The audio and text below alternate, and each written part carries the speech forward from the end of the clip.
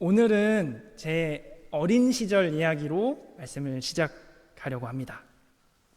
제가 유치원에서 초등학교 저학년 시절쯤의 일이었습니다.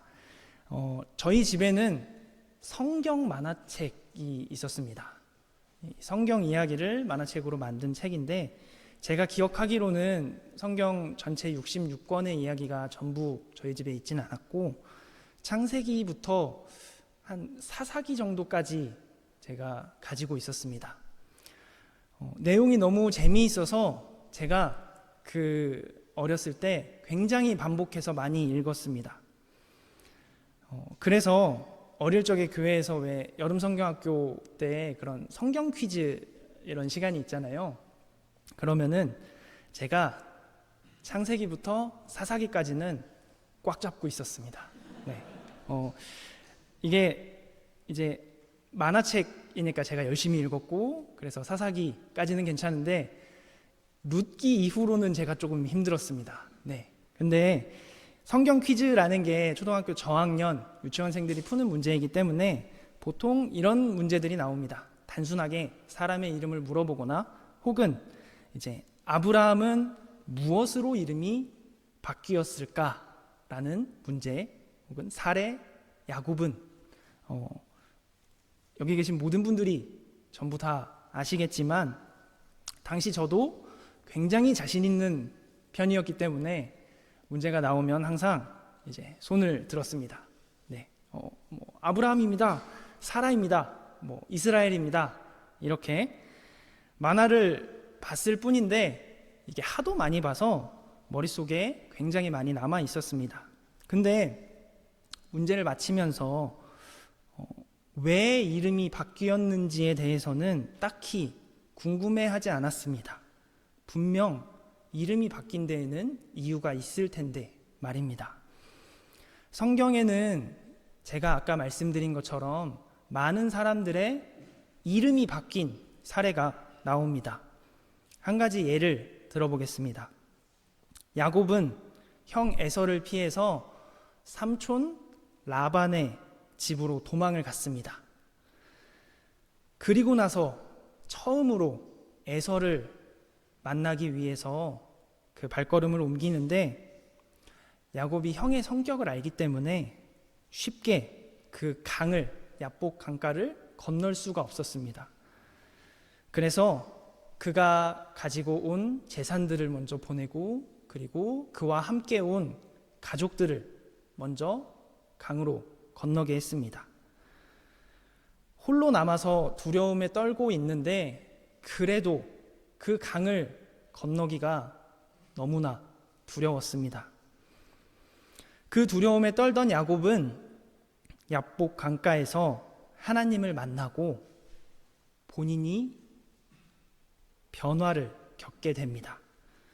그리고 야곱이라는 이름에서 이스라엘이라는 이름으로 두려움을 극복하고 야복강을 건널 수 있게 되었습니다. 이스라엘은, 이 이름의 뜻은 하나님이 투쟁하심이라는 뜻입니다. 야곱은 하나님을 만나 새 사람이 되었습니다. 신약의 사울 역시 예수님을 만나고 바울이 되었듯이 말입니다. 그러면 꼭 이름이 변해야만 새 사람이 되는 것인가? 우리는 질문할 수 있습니다. 답은 여러분도 아시듯이 아닙니다. 삭개오는 이름을 바꾸지 않았지만 예수님을 만나고 그의 삶이 변했습니다. 본인이 그동안 세리라는 직업을 가지고 무언가 착복한 잘못이 있다면 재산을 절반으로 나누고 빼앗은 것이 있으면 4배로 갚겠다고 그렇게 예수님 앞에서 고백했습니다. 하나님을 만나서 이름이 바뀐 것이 아니라 삶이 변했다고 성경은 우리에게 말해주고 있습니다. 오늘 저희가 함께 봉독한 거듭난다는 것 역시 마찬가지입니다. 저희 모두가 알고 있듯이 그건 단순히 이름이 변하는 것이 아닌 사람의 생각이, 그리고 삶의 방향이 하나님으로 향하는 것을 의미합니다. 오늘은 이 거듭남에 대해서 조금 더 깊이 묵상해 보도록 하겠습니다. 오늘 본문은 니고데모가 밤에 예수님을 찾아오는 것으로 시작이 됩니다. 이 니고데모라는 사람은 유대 사람의 지도자이자 산헤드린의 의원이었습니다. 그래서 2절을 보면 그가 밤에 찾아왔다라고 성경은 말하고 있습니다. 이 말은 보는 눈을 피해서, 다른 유대인들의 눈을 피해서 몰래 예수님을 찾아왔다는 것으로 해석할 수 있습니다. 그리고 동일한 절에서 니고데모는 예수님에 대해서 꽤나 호의적입니다. 하나님께로부터 오신 분임을 알고 있다고 스스로 니고데모는 말하고 있습니다. 그는 예수님이 행하신 일들이 굉장히 놀랍다고까지 말합니다. 이 말을 들으시고 예수님은 다시 나지 않으면 하나님 나라를 볼 수 없다라고 말씀하셨습니다.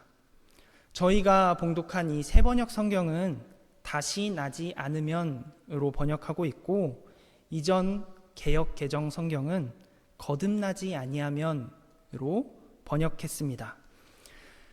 예수님의 말에 니고데모는 다시 태어나기에는 이미 본인은 너무 커버렸고 어머니 뱃속에 다시 들어갈 수 없다고 말을 합니다. 이에 예수님은 물과 성령으로 나야 함을 오늘 말씀에 말씀하셨습니다.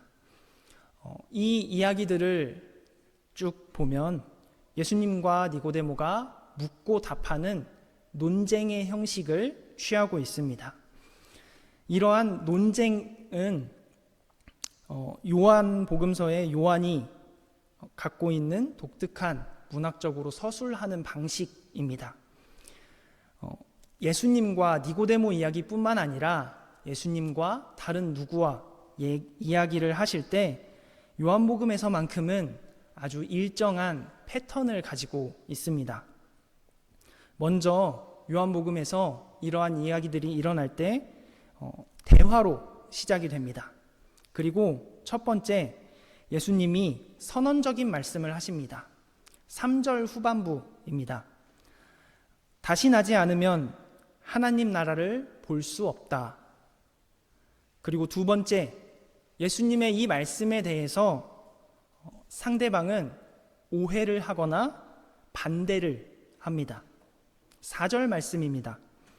사람이 늙었는데 그가 어떻게 태어날 수 있겠습니까? 어머니 뱃속에 다시 들어갔다가 태어날 수야 없지 않습니까? 그리고 세 번째, 오해하고 있는 상대방에게 예수님이 처음 말씀하셨던 그 말씀의 의미를 다시 설명해 주십니다. 5절 말씀입니다. 누구든지 물과 성령으로 나지 아니하면 하나님 나라에 들어갈 수 없다.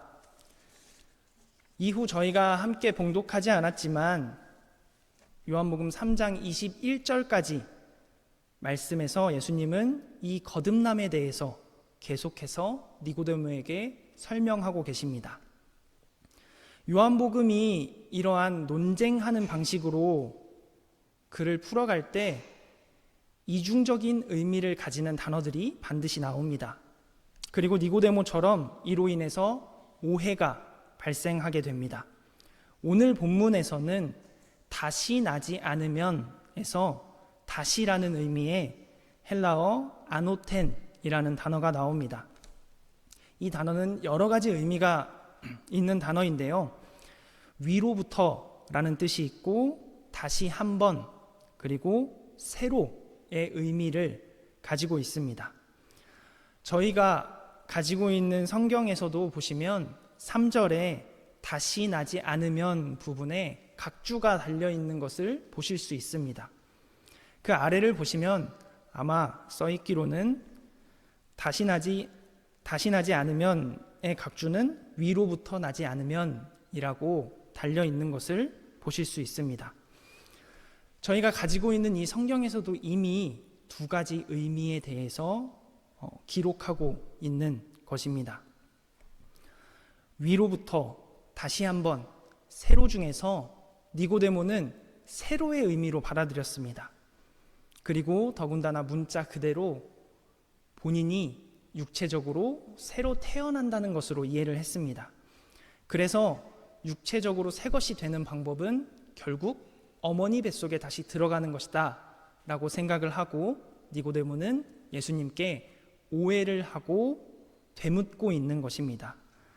그러나 예수님이 다시 나지 않으면 이라고 말씀하셨을 때 그 다시의 의미는 육체적인 것으로 다시 태어나는 것이 아니라 위로부터 그리고 다시 한 번 나는 것이었습니다.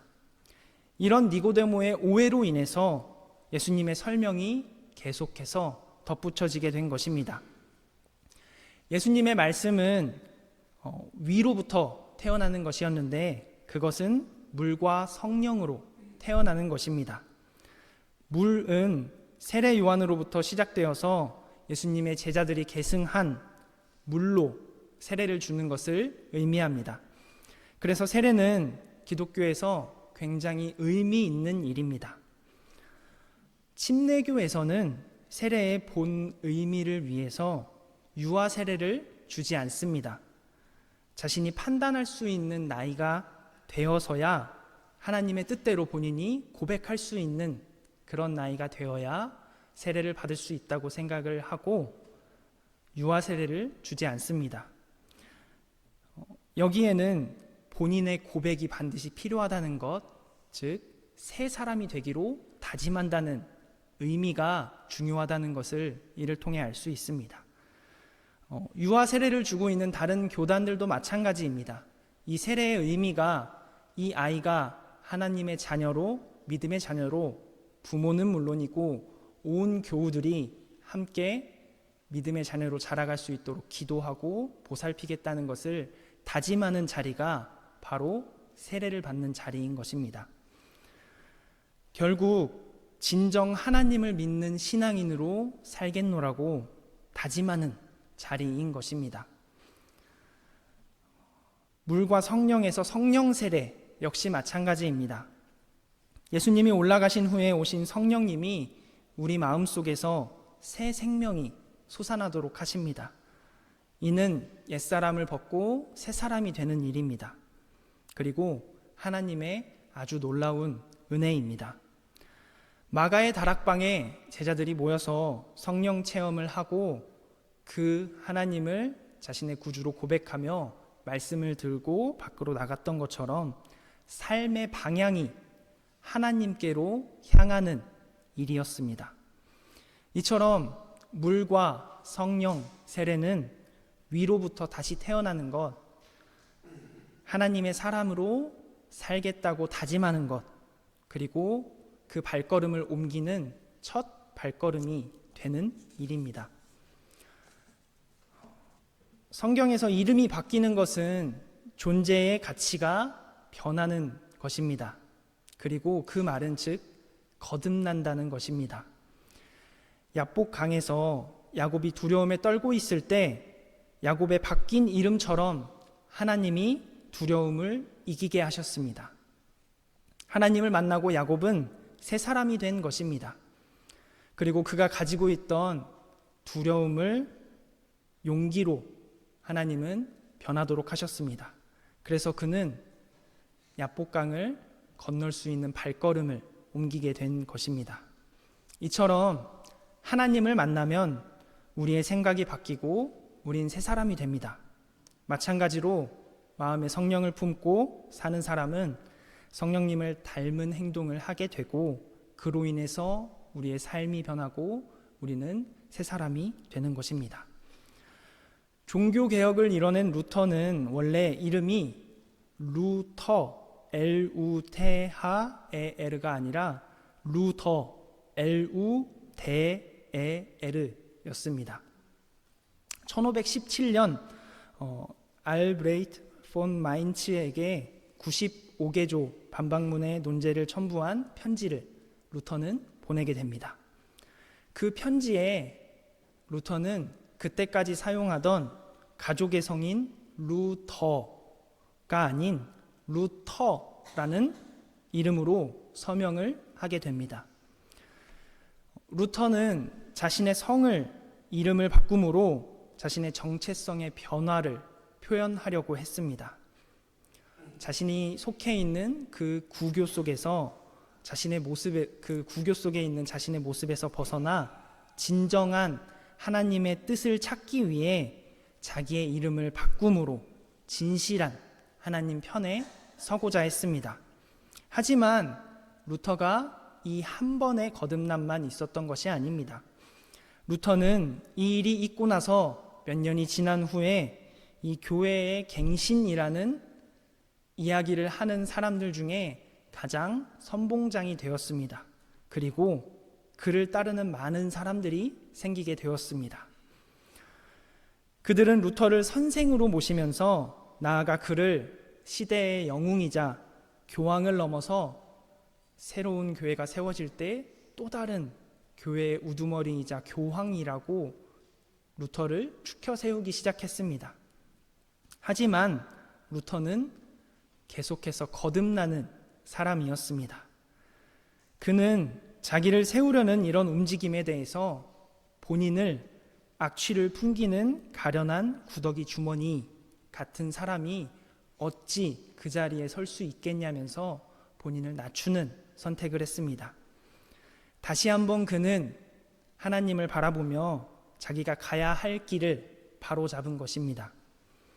스스로를 높이기 위한 행동이었다면 이 종교개혁은 아마 실패했을 것입니다. 하지만 루터는 하나님의 뜻을 구하고 하나님의 뜻으로 살기 위해서 계속해서 다시 태어나는 사람이었습니다. 루터의 이야기로 미루어 보아서 과연 그리스도인은, 우리 신앙인은 단 한 번만 거듭나면 되는 것인가 우리는 생각해 보아야 합니다. 한 번의 계기가 필요한 것이지 우리의 신앙이 그 한 번만으로는 끝나서는 안 됩니다.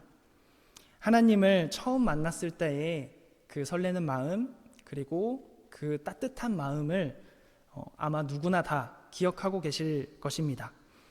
하지만 그 마음이라는 것이 고된 삶을 살다 보면 때로는 우리에게서 잊혀지기도 하고 그리고 깎이기도 합니다. 하지만 어쩌면 이건 당연한 이치입니다. 스피노자가 얘기했듯이 각자가 처한 그 상황 속에서 그 당시에 나는 그렇게 생각할 수밖에 없고 그렇게 행동할 수밖에 없기 때문입니다. 사람은 경험을 거친 이후에 다른 생각의 폭을 가지게 됩니다. 우리는 그걸 성장했다고 표현합니다. 몸이 자라듯 마음도 자라게 되는 것입니다. 우린 그렇게 점점 성숙한 사람이 되어갑니다. 우리의 몸이 자라나듯이 우리의 생각도 변하고 성장하게 되는 것입니다. 그렇다면은 우리의 신앙 역시 하나님의 방향 안에서 변화함으로 성장해야 합니다. 위로부터 났다면 이제 다시 나야 할 차례인 것입니다. 한국말에서도 거듭나다에서 거듭이라는 말이 새로 태어난다는 의미도 있지만 반복해서 이루어지는 일이라는 의미도 있습니다. 오늘 예수님은 우리에게 이 말씀을 하고 계십니다. 계속해서 우리의 신앙이 성장해 나가기를, 그리고 거듭나기를 원하십니다. 우리가 매일 기도하고 매주 예배하는 이유는 예수님의 방향에 우리의 삶을 끊임없이 맞추고 예수님의 가치와 나의 삶의 가치를 비교하는 일이고, 위로는 그리스도를 사랑하고 옆으로는 이웃을, 우리 교우들을 사랑하는 진정한 신앙인의 길을 걷기 위해서입니다. 우리가 경험하는 모든 것들 속에서 그것이 좋은 것이든 나쁜 것이든 하나님께 감사하며 살아가기를 예수님은 오늘 말씀을 통해서 우리에게 말씀해 주고 계십니다. 그리고 이것이 웨슬리가 말한 성화, 그리고 완전 성화를 향해 나가는 신앙의 성숙입니다. 우리는 위로부터 나는 것을 경험했지만 마찬가지로 계속해서 거듭나야 합니다. 왜냐하면 위로부터 나는 것을 이미 경험했기 때문입니다. 다시 한 번이라는 이 의미는 한 번 일회성으로 끝나는 것이 아니라 계속해서 거듭나져야 되는 것입니다. 욥기에서 욥은 주로 3명의 친구들과 대화를 나눕니다. 그들의 대화는 어려움이 찾아왔을 때 하나님께 드는 원망과 자책으로 얽혀 있습니다. 그리고 욥과 친구들은 한치의 물러섬도 없이 자신의 입장을 고수합니다. 이런 것들을 볼 때 참 사람은 쉽게 바뀌지 않습니다. 또한 성질 급한 베드로는 예수님을 따라다니는 제자로서 오랜 시간을 보냈지만 예수님을 잡으러 온 사람들의 중에 한 명인 말고의 귀를 자르기도 했습니다. 그리고 닭이 울기 전에 예수님을 부인하기도 했습니다. 베드로는 이미 예수님을 눈으로 직접 보고 만났음에도 불구하고 그렇게 했습니다. 그렇기 때문에 우리는 거듭나는 것을 멈춰서는 안 됩니다. 물과 성령으로 세례받았다고 끝나는 것이 아니라 베드로도 실수했듯이 인간은 누구나 실수하기 때문에 계속해서 우리의 삶을 되돌아볼 수 있어야 합니다. 이 회개하라라는 말의 메타노이아는 위를 의미하는 헬라어 메타와 마음을 의미하는 누스의 합성어입니다. 위의 마음이라는 단어인데 하나님의 마음을 닮아가는 것, 그래서 그것이 회개입니다. 인간의 본능을 떠나서 더 넓은 마음을 갖는 것, 이기적이지 않고 괴로워하거나 지나치게 부정적이지 않은 것, 그리고 자비심을 가지고 살아가는 것을 회개라고 우리는 말합니다. 회개는 그리고 그 인간의 좁은 마음, 하나님이 넓은 마음이라면 인간의 마음은 좁다는 것을 인정하고 고백하는 것에서부터 시작됩니다. 그 고백이 있어야 절대자이신 하나님을 닮기 위해 더 넓은 마음을 품기 위해 우리는 노력하고 우리의 잘못을 돌아볼 수 있게 되는 것입니다. 독일의 작곡가 중에 그리고 극작가 중에 리하르트 바그너라는 사람이 있습니다. 바그너의 작품 중에 뉘른베르크의 명가수들이라는 3막으로 이루어진 오페라 작품이 있습니다. 여기 제3막 5장에 나오는 합창의 가사입니다. 일어나라, 아침이 다가온다. 푸른 숲에서 울리는 아름다운 나이팅게일의 소리. 언덕과 계곡으로 울려 퍼지네. 서쪽으로 밤이 지고 동쪽에서 낮이 올라오니 붉게 타오르는 여명, 흐린 구름을 뚫고 올라오네. 이 극중 뉘른베르크의 구두 제조공인 한스 작스라는 등장인물의 무대의 시작에 깔리는 합창입니다. 오페라의 가사를 바그너가 직접 작사했는데 제가 방금 읽어드린 가사는 인용한 가사입니다. 그리고 이 시는 실제 인물인 한스 작스의 시를 그대로 바그너가 차용했습니다. 한스 작스는 1523년 비텐베르크의 나이팅게일이라는 700행짜리 장편 시를 지었습니다. 여기에서 붉게 타오르는 여명은 이제 막 걸음을 뗀 종교개혁을 의미합니다. 그의 시 뒷절에서 아예 마틴 루터를 언급하는 구절이 나오기도 합니다. 그가 시를 작성하기 1년 전인 1522년에 루터의 그런 종교개혁에 관한 책을 본인이 읽고 나서 그리고 마음을 쓰고 시간을 들여서 시를 작성한 것입니다. 근데 이 1522년 1년 전인 21년에 루터에 대한 파문을 고하는 교황의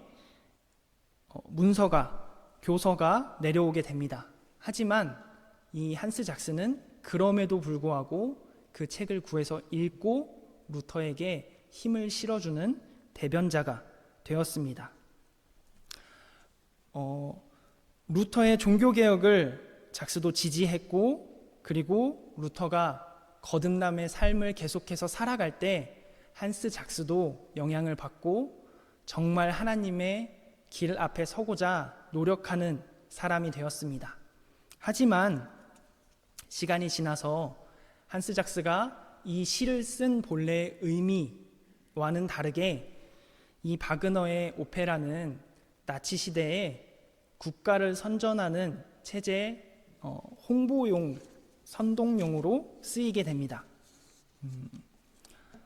이런 것을 볼 때 나치가 어떤 잘못을 했는지 우린 모두 다 알고 있는데, 원래 의미가 전혀 사라진 다른 작품으로 바그너의 오페라에 올라가게 되고, 그 작품이 아예 다른 의미의 작품이 되어버리고 만 것입니다.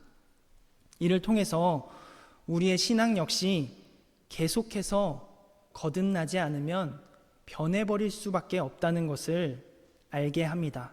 그러므로 우리는 주님 안에서 거해야 하고 계속해서 거듭나야 하는 삶을 살아야 합니다. 하나님의 은혜는 늘 우리에게로 향하지만 사람은 그럼에도 넘어지는 존재입니다. 그리고 그럼에도 쓰러졌을 때 놋뱀을 바라봤던 이스라엘 백성들처럼 그럼에도 하나님을 향한 시선을 놓치지 않는 것이 거듭남의 신앙입니다. 이스라엘 백성들에게 이런 어려움은 계속해서 찾아왔기 때문입니다. 때론 어떤 사람의 거듭남은 기적과도 같아 보입니다. 그 사람이 한 번에 그리스도를 향해 돌아가고 변하는 것처럼 보여지기 때문입니다. 하지만 그 속에는 우리가 모르는 수많은 인내의 시간들이 있었습니다. 그리고 그 인내가 하나님의 은혜와 만났을 때 아주 큰 변화를 이끌어내게 됩니다. 오늘 말씀처럼 그 변화마저 때로는 영원하지 않을 수 있습니다. 왜냐하면 인간은 유한한 존재이고 부족한 존재이기 때문입니다. 그렇기 때문에 우리는 우리의 신앙을 늘 생각하고 거듭나야 합니다. 오늘 말씀에 나오는 대화를 통해 니고데모는 예수님의 말씀에 깊은 인상을 받았습니다. 그리고 요한복음 19장에서 예수님이 십자가에 달려 돌아가신 후 아리마대 사람 요셉이 예수님의 시신을 장례하기 위해서 찾아올 때 이 니고데모가 그 장례를 치를 수 있도록 금전적으로 도움을 주는 사람으로 나오고 있습니다. 아마 이 대화를 니고데모는 평생 기억했을 것이고, 예수님이 돌아가셨을 때 3년이라는 짧은 시간이겠지만 계속해서 그것을 기억하고 거듭나고 예수님의 말씀대로 살기 위해 노력하는 보이지 않는 예수님의 제자로서의 삶을 살고 있었기 때문에, 그래서 예수님의 장례를 기꺼이 본인의 신분을 무릅쓰고 도울 수 있었던 것입니다. 이처럼 우리에게 때론 어려움이 닥쳐와도 그리스도가 주시는 평안으로 모든 것을 넉넉히 이겨내시는 저와 여러분이 되시기를 바랍니다. 그리고 이런 과정들을 통해서 우리의 신앙이 하나님 안에서 계속해서 거듭나고 거듭나지는 그런 저와 여러분이 되시기를, 성숙한 저와 여러분이 되시기를 간절히 바랍니다.